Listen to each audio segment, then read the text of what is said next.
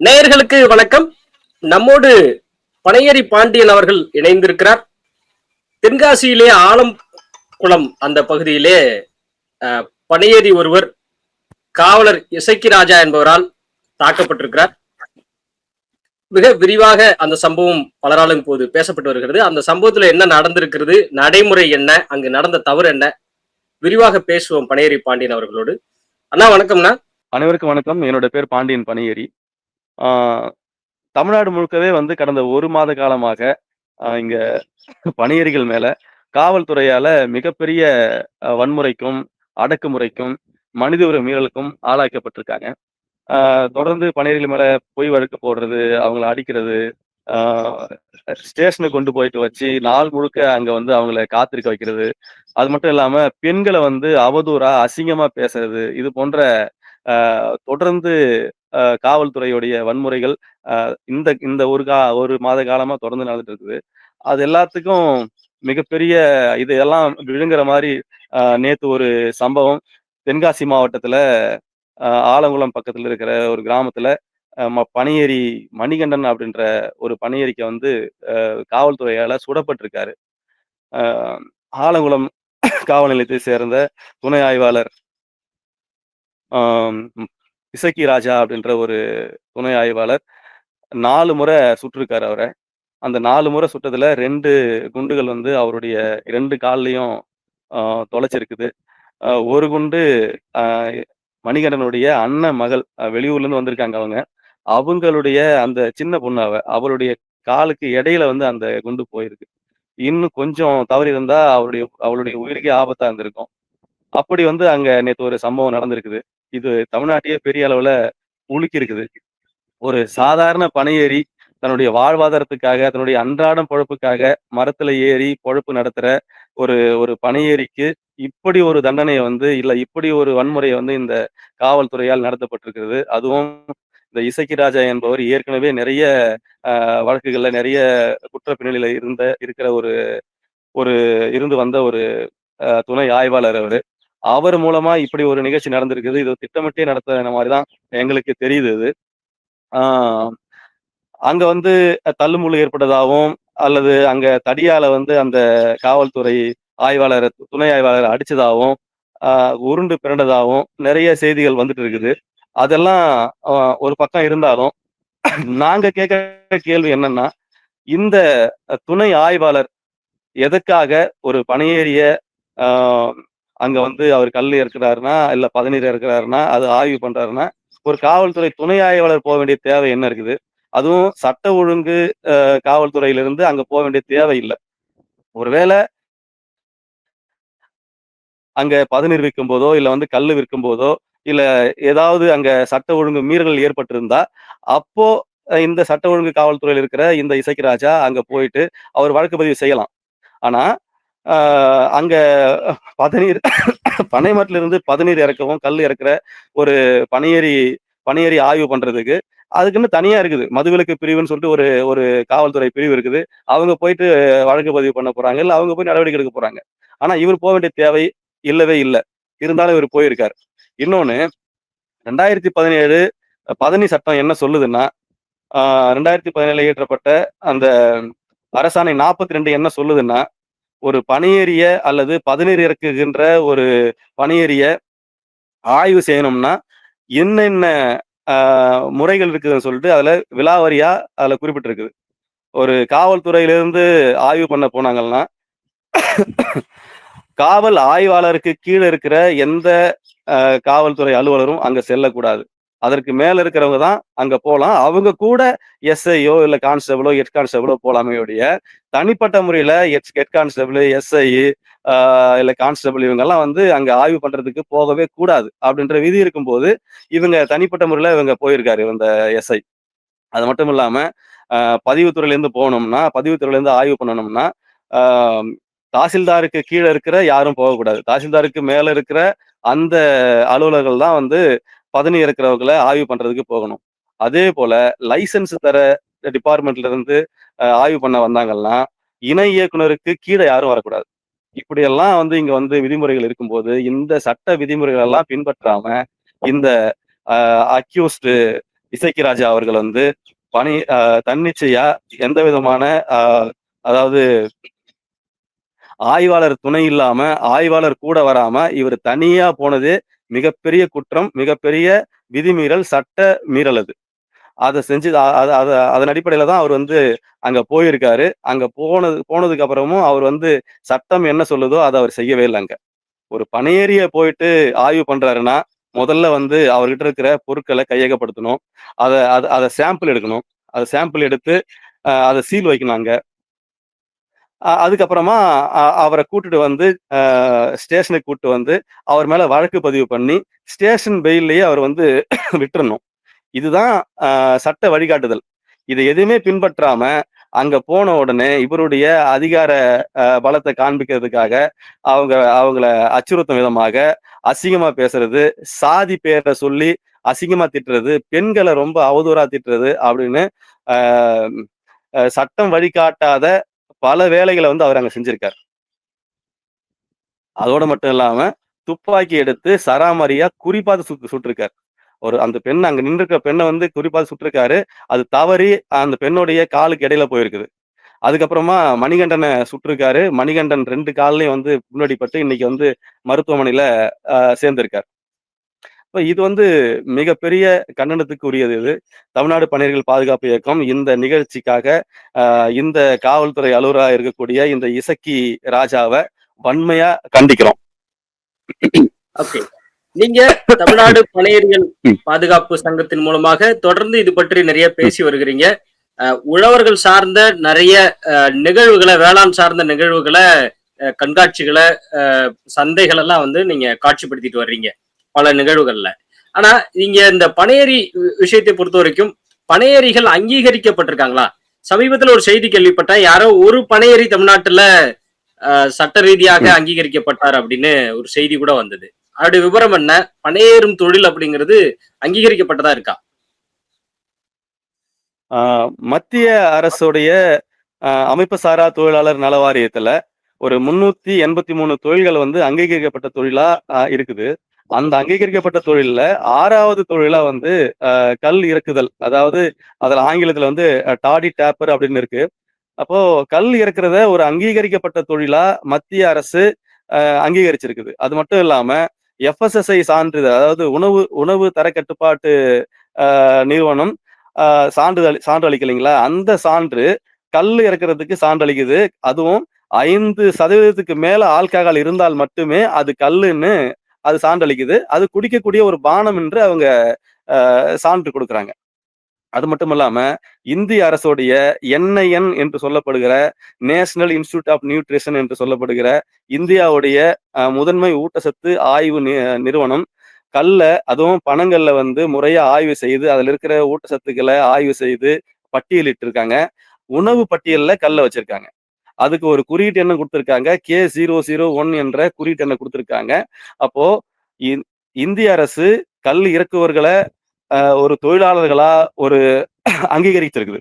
அதே போல கல்லையும் ஒரு உணவா அங்கீகரிச்சிருக்குது. அப்படி இருக்கிற சூழல்ல தமிழ்நாட்டுல மட்டும், உலகிலேயே தமிழ்நாட்டுல மட்டும் கல்ல மது பட்டியல்ல வச்சு மதுவிலக்கு சட்டத்துல சாராயத்தோட கல்லையும் சேர்த்து தடை செஞ்சு வச்சிருக்காங்க. இது இது வந்து இந்திய அரசமைப்பு சாசனத்துக்கே எதிரா இருக்குது. இந்திய நடைமுறைக்கும் உலக நடைமுறைக்கும் எதிரா இருக்குது. ஓகே. சோ நீங்க பாக்குறீங்க, பொதுவாவே வந்து காவல்துறையினர் போறாங்க, பனையேறிகள் மத்தியில போறாங்க, அவங்க பானைகள்லாம் அடிச்சு உடைச்சிடுறாங்க.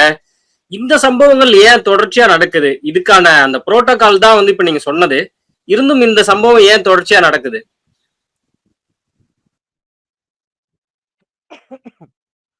பனையேறிகளை கைது பண்ணணும்னா, இல்ல பனையேறிகள் பதநீர் இறக்குனாலோ, இல்ல கல் இறக்குனாலோ அவங்கள கண்காணிக்கிறது, அத முறை செய்யறதுக்கு, அத வந்து சரி பண்றதுக்கு ஆ சில சட்டங்கள் இருக்குது. அதாவது மதுவிலக்கு சட்டத்திலேயே சட்டங்கள் இருக்குது. அந்த சட்டத்தின் அடிப்படையில தான் வந்து நடவடிக்கை எடுக்கணும். அப்படி நடவடிக்கை எடுத்தாங்கன்னா, நான் ஏற்கனவே சொன்ன மாரி அது வந்து பெயிலபிள் செக்ஷன் அது. அ ஸ்டேஷனோட ஓன் பெயில் குடுத்து வெளிய அனுப்பிச்சிடணும். ஆனா, இந்த காவல்துறையை சேர்ந்த காவலர்கள், காவல் அலுவலர்கள் இவங்க எல்லாருமே வந்து காலாகாலமா பணியர்கள் கிட்ட லஞ்சம் வாங்கி பழக்கப்பட்டவங்க. அப்போ இவங்க பழக்கப்படும்போது, அ உரிமைக்காக போராடுறதுக்கு மக்கள் முன் வரும்போது, அவங்க லஞ்சத்த மறுக்கும்போது, லஞ்சம் இதுவரைக்கும் குடுத்தவங்க குடுக்காத போது அவங்களுக்கு கோவம் வருது. அப்ப கோவம் வரும்போது அவங்களுக்கு என்ன செய்யணும்னே தெரியாம, எந்த வழக்கு போடணும்னே தெரியாம, கண்ட மேனிக்கு அ ஆட்டு மந்தை எப்படி நடந்துக்குமோ, அந்த மாரி வந்து எங்களுடைய உயரதிகாரி சொன்னாரு, அதனால நான் இந்த வழக்கு போடுறேன்.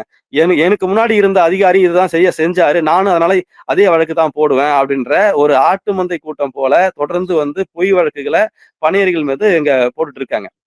அதுவும் 2024 இந்த கள்ளக்குறிச்சி சாராய மரணங்கள் ஏற்பட்டதுக்கு அப்புறமா, சாராயத்துக்கு வந்து சாராயம் வித்தா அதுக்கு வந்து கூடுதல் தண்டனை, கூடுதல் அ அபராதம் அப்படி சொல்லிட்டு வகுத்த இந்த அரசு, அ கல்லு இறக்குனாலும் அதிகப்படியான தண்டனைய வந்து உயர்த்துனாங்க.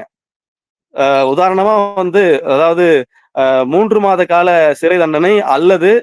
1000 வரையிலான அபராதம் என்று இருந்த இந்த கல்லுக்கான வழக்குக்கான தண்டனை கல் வழக்குக்கான தண்டனைய பல மடங்கு உயர்த்தி 50,000 இருந்து 1,00,000 வரைக்குமான சி அபராதமும், அ 1 ஆண்டுகள் முதல் 3 ஆண்டுகள் வரையிலான சிறை தண்டனையும் சேர்த்து கொடுத்து இந்த தண்டனைய அதிகப்படுத்தியிருக்காங்க. அப்ப இந்த தண்டனைகள் அதிகப்படுத்தினாலும், அது வந்து நீதிமன்றம் தான் தண்டனை குடுக்கணும்.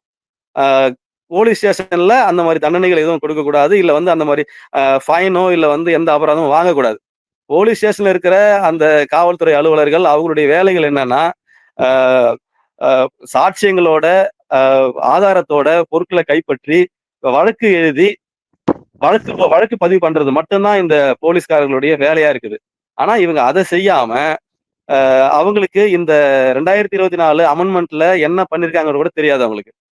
2024 அமெண்ட்மென்ட்ல அ 41டி, 41இ, 41சி, அதாவது 41டி, 41இ, 41ஜி இப்படி இருந்த வழக்குகளை எல்லாத்தையும் ஒண்ணா சேர்த்து 41 சி என்கின்ற அந்த செக்ஷனுக்குள்ள எல்லாத்தையுமே கொண்டு வந்து, அந்த செக்ஷன்ல பதிவு பண்ணா கூட, அ ஸ்டேஷன்லயே பெயில்ல விடக்கூடிய வழக்கு பிரிவா தான் அந்த வழக்கு பிரிவு இருக்குது. இருந்தா கூட இவங்க என்ன பண்றாங்கன்னா, 41சியும் போடுறாங்க. அ அது மட்டும் இல்லாம கூட வந்து 41டியும் சேர்த்து போடுறாங்க. இது போட்டா இது வந்து ஸ்டேஷன் பெயில் தான். ஆனா, இவங்க ஸ்டேஷன் பெயில்ல விடாம கோர்ட்க்கு கூட்டு போறாங்க.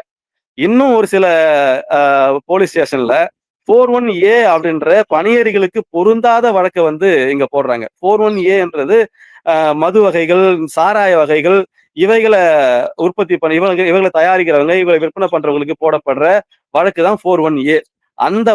அந்த பொருந்தாத வழக்க பணியேறிகள் மீத போட்டு கூட்டு போயிட்டு நீதிமன்றத்துல நிக்க வைக்கிறாங்க.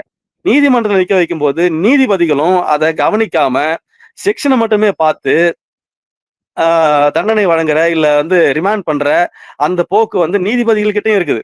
போலீஸ்காரங்களும் ஒரு பக்கம் வந்து மெக்கானிக்கல் அரெஸ்ட் அப்படின்னு சொல்லிட்டு கண்மூடித்தனமான அரெஸ்ட் பண்ணி கண்மூடித்தனமான வழக்குகள் போடுறாங்க. ஒரு பக்கம் நீதிபதிகளும் மெக்கானிக்கல் ரிமாண்டுன்னு சொல்லப்படுகிற கண்மூடித்தனமான ரிமாண்ட் வந்து அவங்க தொடர்ந்து பண்ணிட்டு இருக்காங்க.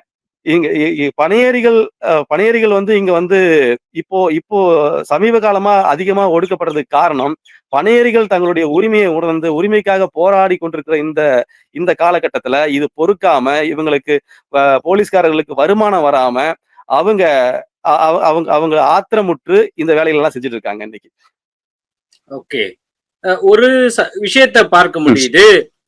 அவரு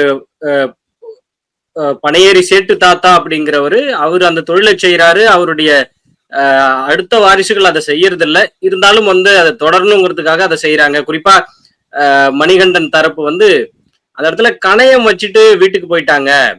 அதை விசாரிக்கிறதுக்காக தான் இசக்கி ராஜா, காவல் ஆய்வாளர் இசக்கி ராஜா அவங்க வீட்டுக்கு போய் அங்க இருந்து கூட்டிட்டு வந்திருக்காரு அப்படின்னு. எப்படி இதை புரிஞ்சுக்கிறது? அது என்ன கணையம் வச்சுட்டு அவங்க போயிருக்காங்க? அது என்ன, அதோடைய விவரம் என்ன? எனக்கு புரியல. இல்ல எனக்கு கூட புரியல இது. கலையம் எங்க வச்சுட்டாங்கன்னு தெரியல. பனையேறிய வீட்டுக்கு போயிட்டு கைது பண்றது, அவங்கள கூட்டு வந்து அவங்க கையாலேயே மரத்துல ஏறி இறக்க சொல்றது, இதெல்லாம் வந்து என்ன நடைமுறைன்னு தெரியல.